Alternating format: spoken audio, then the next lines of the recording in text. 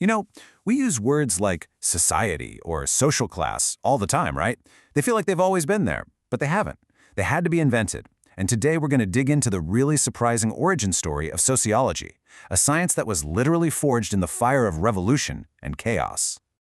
I mean, it's pretty much the biggest question there is, right? For most of human history, we really only had one way of answering it. But when that way completely shattered, well, we had to invent a brand new one. All right, so to get this, we gotta go way back to the beginning. Let's talk about what you might call everyday knowledge, kind of like humanity's original operating system for just making sense of everything.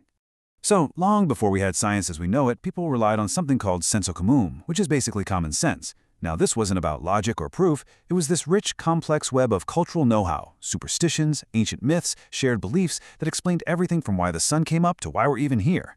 And just think about what this actually looked like. If it rained, well, it was because the gods were happy or angry. If you got sick, it was probably some kind of divine punishment. This knowledge wasn't something you tested in a lab. It was just passed down from your parents, from their parents, and it shaped everything you did. The key thing to remember is that it was all based on belief, not one bit of proof. And this is where things get really interesting, right? This contrast kind of gets to the heart of the huge shift that was about to happen. Common sense is subjective. It asks, who made it rain? The answer, the gods. But this new scientific way of thinking was objective. It asked, how does rain happen? It wanted proof, it needed a method, and it was all about studying the world systematically. But that whole way of thinking, that entire world, well, it was about to get blown to pieces. All of a sudden, it felt like history hit the fast-forward button. A couple of massive revolutions came along that didn't just change who was in charge, they fundamentally rewired the very fabric of society itself. And the old explanations, they just seemed quaint and totally useless. It was like a perfect storm of change, all happening at once. You had the Industrial Revolution, which ripped people from their farms and threw them into huge, noisy factories. Then, boom, the French Revolution comes along, topples a king, and makes everyone question what power even means. All the while, cities are just exploding, creating these massive, crowded new places with problems nobody had ever even imagined before. And the result of all this was a world that was, well, totally unrecognizable.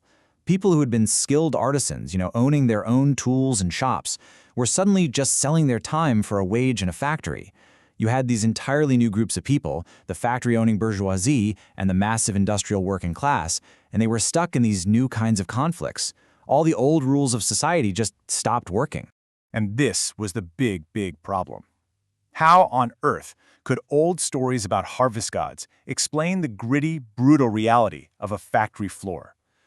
How could ancient traditions make any sense of a political revolution that beheaded a king? The short answer? They couldn't. This new world desperately needed a new way of seeing. But luckily, that new way of seeing was already taking shape, thanks to this huge intellectual movement that was sweeping through Europe, the Enlightenment. The Enlightenment was a real game changer. I mean, the core idea was pretty wild for the time, that we humans could understand the world not through some divine message or what our ancestors told us, but through our own brainpower, through reason, through logic, through science. The goal was to shine the light of reason into every dark corner of our world. And you had thinkers like Jean-Jacques Rousseau who started aiming this powerful new lens not at the stars, but at us, at society itself. He wasn't asking which god appointed the king. He was asking a much more dangerous question. What gives any government the right to rule in the first place? This was a completely revolutionary way to think about our social world. Okay, so you've got this chaotic new world on one hand and this powerful new tool of reason on the other. The next logical step? Mash them together and create a brand new science. It wasn't a choice, really. It was a total necessity. The social world had suddenly become just as complicated and mysterious as the natural world of planets and biology. It needed its own field of study, its own tools, its own experts. And that is how sociology was born. Its whole mission was to systematically and scientifically study human society. It wasn't interested in what society should be, but in figuring out what it is, how it actually works, and how it shapes every single one of us. And just look at the stuff it was tackling. These weren't random questions. These were the exact problems that were born out of all that revolutionary chaos. How do social classes even form? What causes all this conflict? How do the groups we're in change how we act? For the very first time, these weren't just questions for philosophers anymore. They were scientific questions. Okay, cool story, right? A science born from chaos? But why should you, here in the 21st century, actually care about a science born out of 19th century turmoil? Here's why. Because this wasn't just some old academic project. We are literally living in the world that sociology was created to explain.